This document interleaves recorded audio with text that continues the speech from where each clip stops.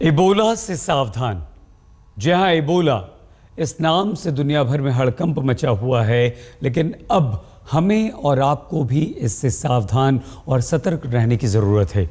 Ebola के ख़तरे से निपटने के लिए तमाम शहरों में कई तरह के इंतज़ाम किए जा रहे हैं। केंद्रीय स्वास्थ्य मंत्रालय और स्वास्थ्य मंत्री डॉक्टर हर्षवर्धन ने भी कमर कस ली है। ख़तरे ने अभी दस्तक दी है, लेकिन हमें अभी से इससे सावधान रहने की ज़रूरत है। इबोला वायरस से दुनिया में हड़कंप। भारत में इबोला को लेकर हाई अलर्ट। आप भी रहे इबोला से सावधान। अभी हिंदुस्तान के लिए घबराने की कोई जरूरत नहीं। अभी हिंदुस्तान जानलेवा और बेहद खतरनाक इबोला वायरस के संक्रमण से पूरी तरह सुरक्षित है, लेकिन इसका मतलब ये नहीं कि निश्चिंत रहें।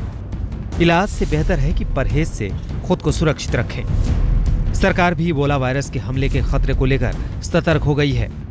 केंद्रीय स्वास्थ्य मंत्रालय ने इबोला पर जानकारी के लिए कंट्रोल रूम बना दिया है। इबोला कंट्रोल रूम के हेल्पलाइन का नंबर है 011-230-63205 और 230-61469।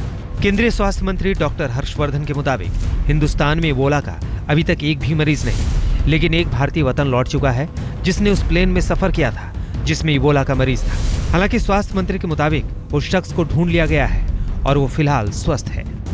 हमारी सरकार अपने विभिन्न विभागों के माध्यम से ट्रैक कर रही है और उनको ट्रैक उस स्थान तक कर रही है जहां भारत में कहीं पर भी उनका घर है, ताकि उनका जो अगला बिहेवियर है, जैसे आप जानते हैं कि इसका जो इंक्यूबेशन पीरियड है वो लगभग 2 से लेकर और 20-22 दिन तक है। हिंदुस्तान में इबोला वायरस के संक्रमण से बचने के लिए एयरपोर्ट्स पर विदेश से आ रहे तमाम लोगों की चेकिंग के सख्त निर्देश दिए गए हैं। तो दिल्ली, मुंबई से लेकर कई शहरों में इबोला मरीजों के इलाज के इंतजाम भी किए जा रहे हैं। मसलन दिल्ली में राम मनोहर लोहिया अस्पताल में इबोला के इलाज का केंद्र खोला गया है, तो मुंबई के कस्तूरबा और जेजे अस्पताल में यानी 2 जगहों पर स्पेशल वार्ड बनाए गए हैं। बेंगलोर में भी इबोला से निपटने के इंतजाम किए गए हैं।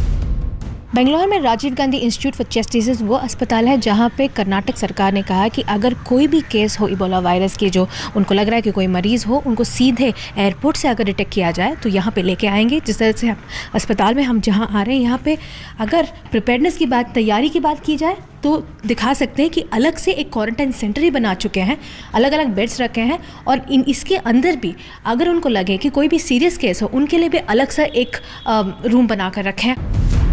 इबोला वायरस के संक्रमण को वर्ल्ड हेल्थ ऑर्गेनाइजेशन यानी WHO ने ग्लोबल इमरजेंसी घोषित कर दिया है। वजह भी साफ है।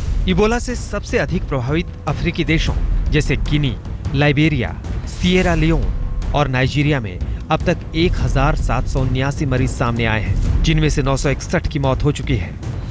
WHO के मुताबिक इबोला एक किस्म की वायरल बीमारी है। इसके लक्षण हैं अचानक बुखार, कमजोरी और मांसपेशियों में दर्द और गले में खराश।